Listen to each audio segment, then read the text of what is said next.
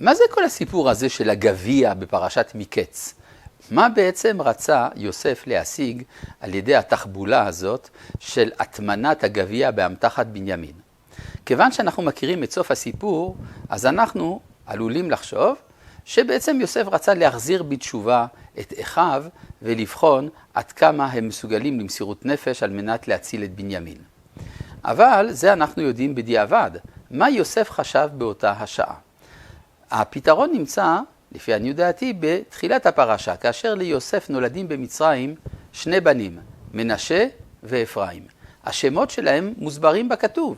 מנשה, כי נשני אלוהים את כל עמלי ואת כל בית אבי, ואפרים, כי הפרני אלוהים בארץ עוני.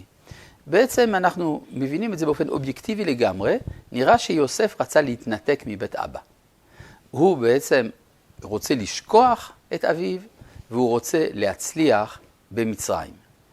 אבל למרבה הפתעתו מגיעים 10 אחים בזמן הרעב, כשהוא לא ציפה לזה. ואז נאמר, ויזכור יוסף להם את החלומות. מה הוא זכר בחלומות? שלא היו 10 כוכבים, אלא 11 כוכבים. הוא נזכר שיש גם בנימין. ואז הוא חושש שמא בנימין נמצא בסכנה, כמו שהוא יוסף, בנה של רחל, נדחה מהמשפחה. אולי גם את בנימין דוחים. הוא רוצה להציל את בנימין. וכל התחבולה של המתנת הגביע היא בעצם ניסיון להפריד בין בנימין לבין אחיו. אם בעצם הרעיון של יוסף היה מצליח, בעצם ההצעה שלו הייתה מתקבלת, והיה אומר, האיש אשר נמצא גביע בידו, הוא יהיה לי עבד, ואתם עלו לשלום אל אביכם.